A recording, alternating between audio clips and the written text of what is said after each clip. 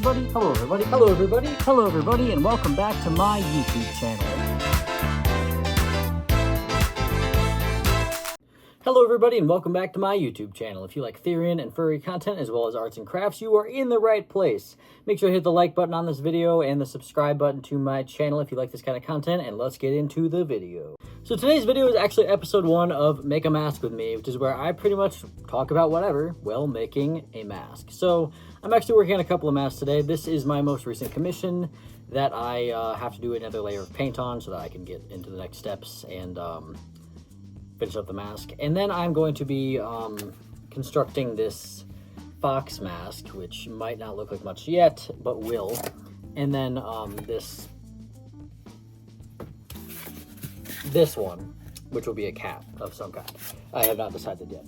So, while I make these masks, I'm gonna yap about whatever topic comes to mind, which I'm thinking is probably going to be about school, because I have a lot to say about school, and we're gonna learn about my experiences today. We're gonna learn about some things, so let's get into it. So first, what I'm gonna do is start painting the light blue on this mask, and just start yapping. So first of all, I tend not to talk about myself on this channel much. Well, I do. I mean, I talk about like my therianthropy sometimes, but even then, I tend to kind of be a little private on this channel. So I figured I would stop that because there's really no reason that I was intentionally doing that. I just kind of didn't really talk about myself. Well, the main reason I didn't talk about myself is because I didn't really reveal that I had DID until recently. And that's kind of a big part of my life. So it's kind of unavoidable to talk about myself without talking about like my system. So that's why I haven't really like done much talking about myself. But now that there's a video up there, if you haven't seen it, I'll put a little eye icon up there. But it's called We Have Something to Tell You, and it's where I basically reveal that I am a DID system. If you don't know what that is, DID stands for Dissociative Identity Disorder. Sorry. It's a condition I have that basically means that because of some childhood trauma I experienced, I don't really have one sense of self, I have a couple. And I talk about sense of self a lot on this channel, especially because of therianthropy being like your internal sense of self as an animal. But for me, because of this condition I have multiple senses of self who have multiple like stereotypes. Complicated situation. Okay, now I briefly forgot what I was talking about just because I had to get up and find this blue paint. I had to leave the room to find it, and I found out that it was literally right next to me this entire time. So, anyway. But I tend not to talk about myself on this channel, so I will. But, basically, so I got really good at art because I didn't have to go to school. And that's something that I don't bring up very often. I used to on my streams a lot on TikTok sometimes when I used to do those, but I didn't go to school. I didn't go to middle school or high school, and I wasn't homeschooled either. I just straight up did not have an education. So basically when I was like younger, so obviously because of the DID I have like childhood trauma, right? And because of that I was severely mentally ill from a very young age. So I have been on like mental health meds since I was like 11 years old. I've been through therapists and counselors and psychiatrists. Listen, it's crazy. But when I was like a kid, that would like manifest in me just being like really, really sad a lot. And it took until like I was like around 11 for the depression to really catch up to me and like the trauma from what happened to me in childhood to really kind of show up. So when I was 11, my parents were like, hey, let's get him tested for mental illness. Anyway, so they take me to this doctor, right? And I don't know really why I'm there. They're like, yeah, we're trying to get you some help. I'm 11 at this point. And this is like the summer between like me being in elementary school and me being in middle school.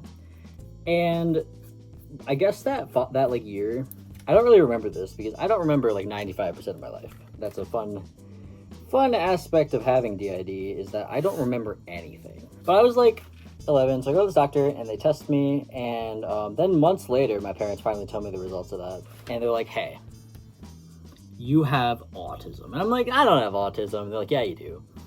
And I don't really remember much after that.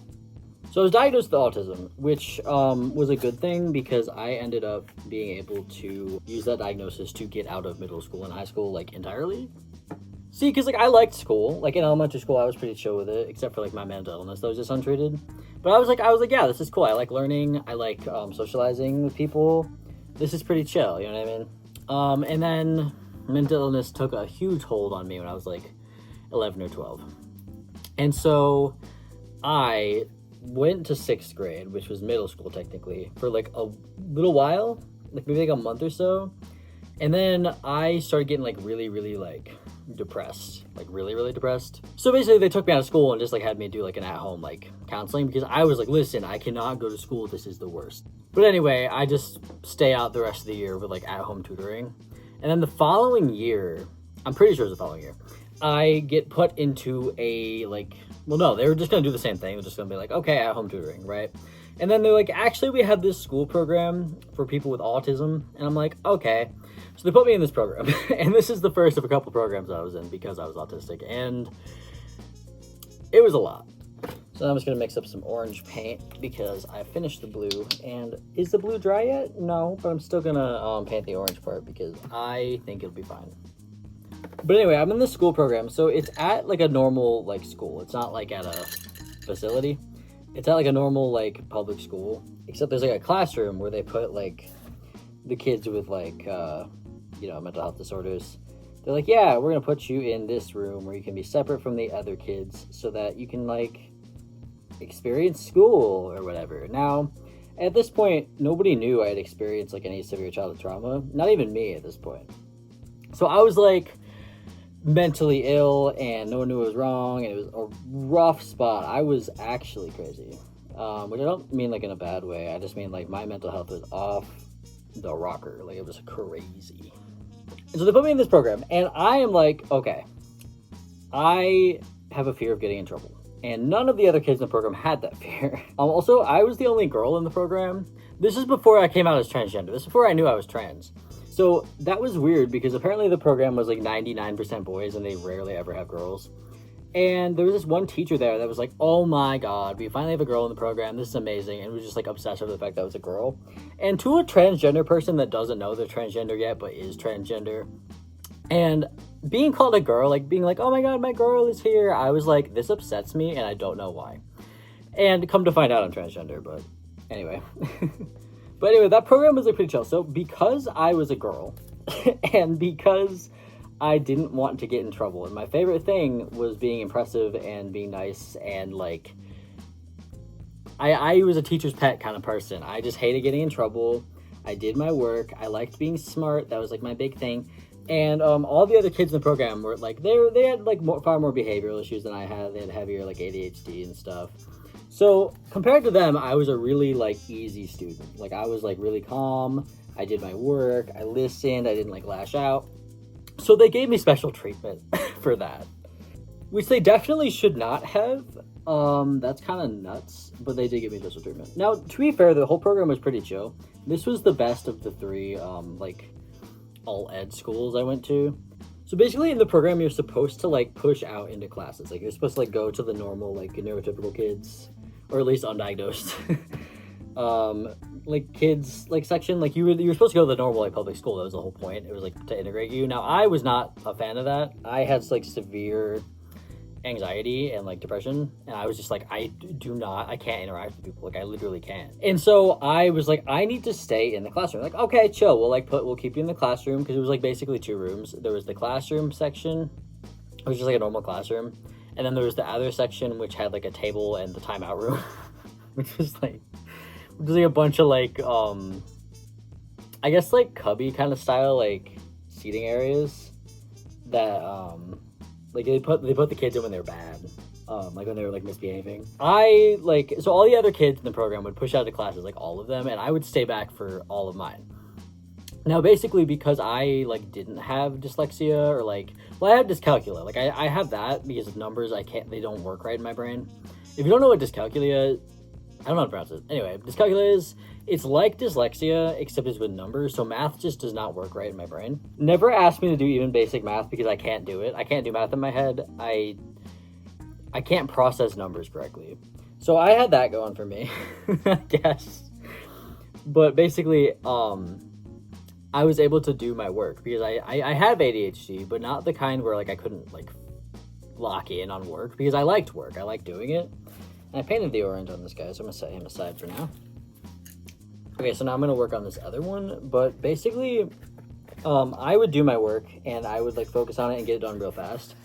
And because this program is for a lot of kids with like learning disabilities, a lot of the work was really easy for me because like my whole brain like is like I love learning, and their brains are like I don't really like learning, so that's why I didn't really click for them. But me, I was like learning. It is amazing, you know what I mean? And so they'd give me the work. So the program had one teacher and two like teacher's assistants, and then one like guidance counselor in the program. No, because there was three teacher assistants at the time. Yeah, there was 3 teacher assistants, one teacher, and this guidance counselor woman. This guidance counselor woman, greatest person ever. Love her. She was amazing. Saved my life on multiple occasions. Awesome. So the teacher was also the like basketball coach for the regular school, and he didn't really like doing his job. Now, the thing is, he didn't really have to do his job because most of the kids pushed out for their classes, so he wouldn't really have to stay in the classroom and teach them. So he was pretty lucky until I came along, because the program really was supposed to be like you push out into classes, but I just couldn't do that. So he was forced to teach me. Now, he really wouldn't. Every once in a while, there's like, I shared a couple, like in my history class, I quote unquote, because I didn't learn anything, but my history class was with this other kid. Oh, am I glue gun off? Hold on. But my history class was with this other kid, and he'd basically like read us like a chapter of the textbook, like the teacher, and then we'd do the assignment. I didn't need that, but they put me in there anyway because they technically had to. I'm just waiting for my hot glue gun to heat up because I unplugged it on accident. So, but the thing is, the only thing I actually needed to be taught was math, because again, dyscalculia, I can't do math right. Like it just doesn't work in my brain, so I need help with it. And so, like, he was supposed to teach me math, but he'd only do it like once a month. Like the guidance counselor, so because I stayed back in the classroom all the time, they let me just stay in the other room away from the other kids, because at that point I had so much social anxiety, I couldn't really be around the other kids in even the special ed room. I had to be alone. And because I was really good and like, good, listen, those kids weren't bad, but I was like more well-behaved, quote unquote. They let me like go in the other room. And so, the guidance counselor, like her office was also in there. So I would just hang out with her all the time. And then like the teacher's assistants, like the student, they're not, what are they? Like they're other teachers. They're not like fully a teacher, but they're like, listen, you know what I mean. But they would also eat lunch in that other room. This was the room with like the timeout room, and they have a table. There's a desk there that I sat at because I got special treatment. But I'd hang out in there. And so basically the teacher would forget that I kind of exist a lot of the time because he was just chill. He was like, I get to be on my phone all day because I don't have students to teach, but then he'd have to teach me math because that's what I needed help with. But he'd basically give me my work in the beginning of the day. I'd finish in 10 minutes, and they'd literally just let me play on my iPad the rest of the day. Like, okay, for the record, none of the other kids were allowed to have electronics, but I was allowed to have my iPad. Like, it wasn't fair. Like, they treated me so much better. Not that they treated the other kids bad, but I got to be on my iPad all day, like drawing and listening to music. So I would draw on my iPad all day because I'd do my work in the first 10 minutes of the day. It'd be done. I'd submit it, and they'd just be like, okay, whatever. So I'd hang out with the teachers and just hang out on my iPad and like listen to music. And that's like all I did that entire year. And then, so like the following year, they put me back in that program, but my mental health gets worse. We were finding out that I have a lot of trauma. We're finding out a lot of stuff is wrong with me. Not wrong, you know what I mean? Nothing's really wrong with anybody, but listen.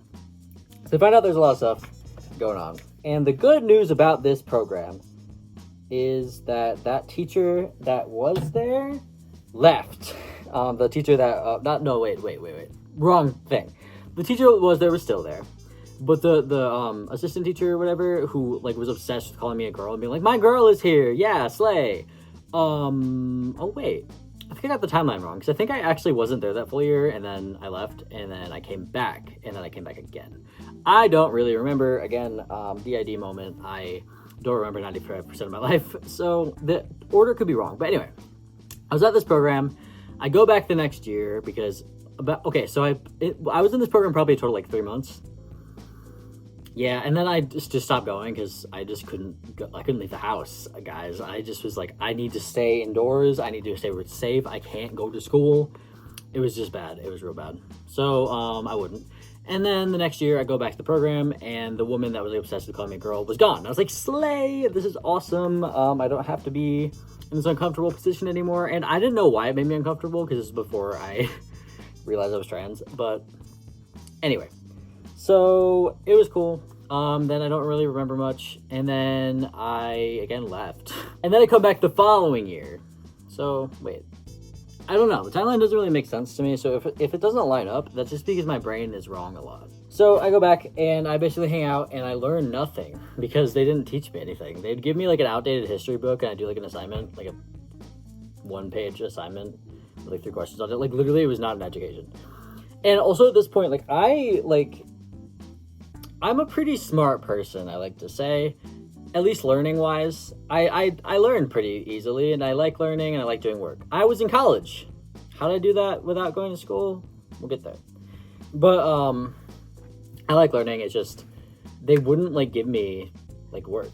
Then the next year I'm like, I'm absolutely not coming back because the like guidance counselor woman who was there, which is the only reason I stayed in that program because she was amazing, left. She was like moved to another school and I was like, nope, not doing that. So there leads to the years of me not going to school at all. So I left that school in 2017 because at the end of that school year, let's see, 2017, 16, 15, 14. So I was like 14 years old, turning 14, I think, because my birthday's in June. Anyway, so I left that school for the year and found out that she's not coming back. And I'm like, this is awful. I don't like this. So I end up being hospitalized for my mental health. For the first time, which was one of the most influential moments of my life. Anyway, I was hospitalized, and because I was hospitalized, I find out that I am transgender. So how is it that the mental hospital made me find out I was transgender? That's a story for another day. It's actually like one of the most important stories of my life that I will tell in another video because it's a good story. But anyway, I found out I'm trans. And then I immediately after I get out of the hospital, maybe like 2 weeks later, I like tell my family, hey, I'm transgender. And they're like, what? So, they're actually chill with it. And then I immediately get my hair cut and start transitioning because I have an incredibly supportive family. Thank God. I end up being hospitalized like 6 more times over the next few years. And, school kind of loses its footing in my life. So after I get out of that program, I end up like, I forget, I was like maybe at home tutored again for a little while, but we're fighting with the school at this point because none of these things are working. And this is pre-COVID. So online like schooling did not really exist. It wasn't like something I could do. And it was awful. Like, because this is like 2017, 2018, 2019. Like this is actually, I graduated in 2019. We'll get to that. But, okay, this should be clear. I realized, okay, so see, I have the base on the thing. And you might be wondering, oh yeah, that sounds a little wide. So I'm going to trim it so that it sticks, but I don't know if I can do it right. We will see. Anyway, so the school, like, just starts fighting with my parents, start fighting with me. It's a rough point because I just can't do this. I can't do school because it just does not work for me. Like, it causes me such mental unrest that I have to be hospitalized for my mental health. Like, it gets that bad. So, anyway, they shoved me in this other program. Well, they tried to. So this program was closer to my house and was at a facility. This was a facility. This was not a public school. This was a BOCES facility, and that's if you're in New York State, it's like a education program thing. Anyway, so I go to this BOCES program, and it's prison. Yeah, prison. So I don't go there. Well, I go to the intake because I have to go somewhere. According to the school, they're like, listen, we gotta do something with you. Can't do online because that doesn't exist yet. So they're like, okay, you're going here. So I take a tour and it's frightening. So first of all, you go in and you get metal detected, as you do at all of these facilities. And then you go about your day. You get all of your stuff taken away from you. So then you have to be like with someone at all times. It's literally built like a prison, like the structure, the hallways, the bathrooms. Crazy. You have to be watched all the time. It's like a high security like situation because there's a lot of kids here that are supposed to be in like correctional programs. This is the combination correctional program kids and disabled kids school, which is what they do in a lot of places, which is such a crazy combination. But they basically take me through and they're like, yeah, you go in this classroom and you have to do this, and you have Spanish class, and basically I was pushed out to other classes. Like I couldn't just stay in one classroom like I could at the other program. I had to like go to like all different classrooms, and I was like, I can't do that. That's like the whole reason I was in that other program, is that I could stay back. And they're like, yeah, like we don't like to encourage kids to do that, so you really can't do that here. So, and I was like, hey, I'm not doing that. So I have full-on mental breakdown again. Then I don't remember a lot of it. I remember being hospitalized a couple times, and then months later, maybe even a year later, I don't even remember, after not being in school and just like avoiding it and kind of just staying at home and letting things take its course, my parents were like, let's try homeschooling. Now, if you didn't know, back in 2018, 2019, so this is like 2018. Yeah, it's 2018. All the homeschool programs available online, if they were a good program, they were incredibly Christian. Like, that's just a fact of life. If you were doing a homeschool program, it was a Christian program. And I'm not Christian. My dad's Catholic, but I am not Christian or Catholic. And I was not a fan of that. Not that I'm, like, opposed to Christianity. I'm just like, that's not me. I don't want to learn about Christianity if I'm not Christian. You know what I mean? So I was in this program, but luckily, you can kind of just bullcrap your way through it. So I did that for like a year, and then they realized that we weren't really getting anywhere. So the school was like, hey, you have to do something. So they put me in this final program. Okay. And look at this now. Why? Actually, it doesn't look too bad on camera, but it's not the animal I'm trying to make. I'm trying to make a fox. Anyway, so they put me in this program, which is another facility. This is another facility, but it's further away. And I go to this facility, and this facility has the upstairs is the kids who are in like correctional situations, and the downstairs is the kids with disabilities and intellectual learning stuff and like those kids. I was in the downstairs group, obviously, because I am so fearful of getting in trouble. I really am out of options at this point, so I go to this program for like a few months. And so first of all, you can't have your phone, you can't have anything, you really can't bring anything to school. And it was better than the other one. It wasn't like as prison-like. It was a lot more like free, and like it was more school-shaped rather than prison-shaped. And it was like, okay. But I was so mentally ill that I really couldn't be at any school. And my plan was to graduate. I was just going to take the GED and graduate. We'll get to that later. So I go in this program, and they again give me special treatment because I don't have a lot of behavioral issues. Or any behavioral issues. I'm just like a really like fearful, like I don't want to get in trouble kind of person, like I said. So I get special treatment. Like I'm able to like leave the classroom. This is less like special treatment and more like accommodations though. So they give me like some accommodations, and I'm like, okay. And still though, I have this awful mental illness. At this point, I've started my transition. The following summer, I ended up starting testosterone, but at this point, I was like, I need to be out of school. So I was in this program, and this program was pretty nice. Like the staff was great, except the upstairs kids who were in the behavioral kind of situation, like the correctional, like they had trouble with the law and stuff. They would come downstairs and they would catcall the teachers in our program and like try to slap their butts. They were really mean kids. So one day, as I'm minding my business, I go to the nurse's office because I'm about to have a panic attack, and they say I can go to the nurse's office whenever I want because they understand I need my space. But at this point, I'm kind of switching classes. I'm doing a bit better. Suddenly, in the nurse's office comes this commotion. One of the kids from our program, like the like mental health, like behavioral program, she comes in, nose is gushing blood. She passes out. Okay, she's angry as all heck. She's cussing up a storm, bleeding out of her face. And I'm like, that's frightening. And that's because one of the upstairs kids, who didn't even know her, came downstairs and just punched her in the face. That's literally what happened. One of the upstairs kids who was there for like correctional stuff came downstairs, saw this girl, thought she was somebody else, and punched her in the face. Now this girl passes out because she gets punched in the face. And then she comes to, starts bleeding. They go to the nurse's office. She passes out again. So they call an ambulance. And all this whole time, I'm like, I don't want to be here. Now, given this is like the first week I'm there. Like, literally, I'm not even there a week. And I'm like, that's frightening. Okay? I'm like, oh my God. Like, that's terrifying. And at this point, I'm 15. I look nothing like this. I don't think I have any pictures of when I was 15. but I'll put one of what I used to look like so you just have a reference. Because currently I look like, yeah, I'm a little intimidating looking. Like, no one's going to just beat me up for no reason. But back then, it was a fear I had. So I'm like, frightening. So I end up getting out of this program. I'm like, okay, I am going to test out and take my GED and be done with school. Now, at this point, I am 15 years old. So in New York State, at the time, they had decided that the GED, which is the equivalent diploma of high school or whatever, you know what I mean? Like, it's essentially you test out instead of doing high school. But anyway, New York State changed the GED to the TASC, which is based on Common Core. I can't take it because I'm 15, because you have to be 16 to test out. Actually, the law was you have to be 18. Once you're 18, you can test out. Otherwise, you have to get permission from the state. We didn't know that. They just told us, nope, you can't test out. Sorry, you're going to go back in this other prison program. And I was like, I don't want to do that. That's awful. So I'm like, I have another way out, and it was a bad idea. I wasn't hospitalized that time, but I should have been probably.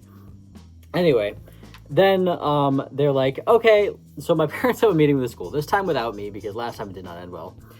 And my dad is like, okay, guys, we have to do something. My kid, like, literally is on the verge of disaster here. So suddenly, because I'm 16, because my birthday had finally passed, they're like, oh, let me make a phone call. Turns out this entire time there's a program, okay, at one of the schools where I could literally just take a couple of, like, practice exams and then sign up for the actual TASC. So they just put me in that, and it was really just genuinely that easy. And I was like, are you joking? After all this strife and trauma. But I'm like, okay, so I go in that program. And this is fall of 2019. So right before COVID. And I go in this program, and so basically I'm supposed to be there like half a day, like maybe like 3 or 4 hours.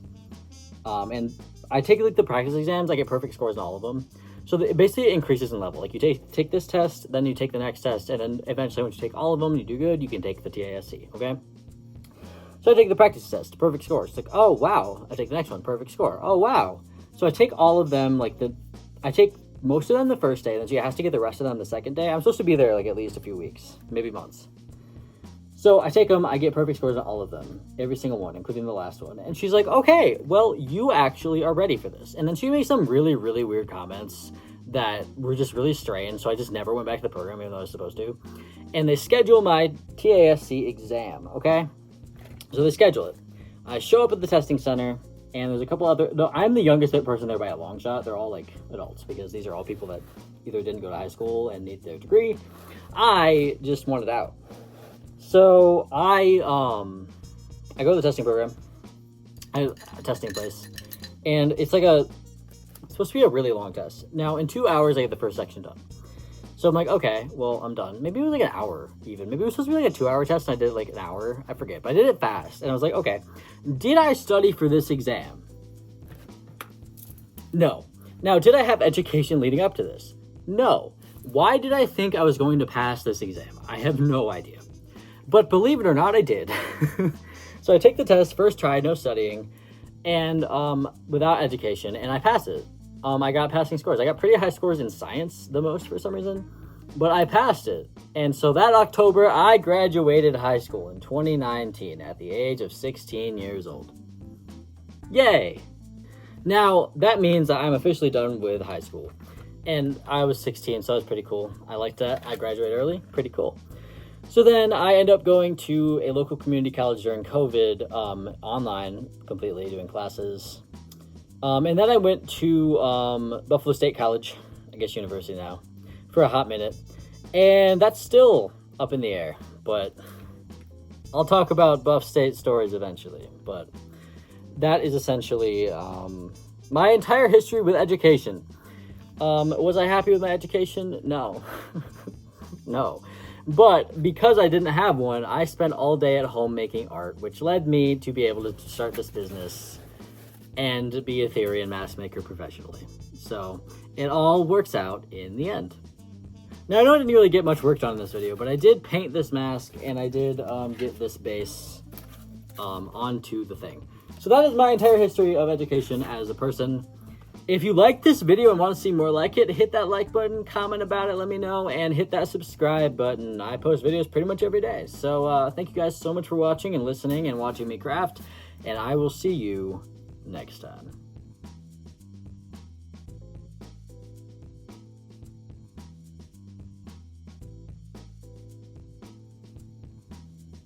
Oh, see, I was supposed to hit this button to turn it off, but I guess I didn't hold it long enough because I just turned the camera back on, so... Anyway.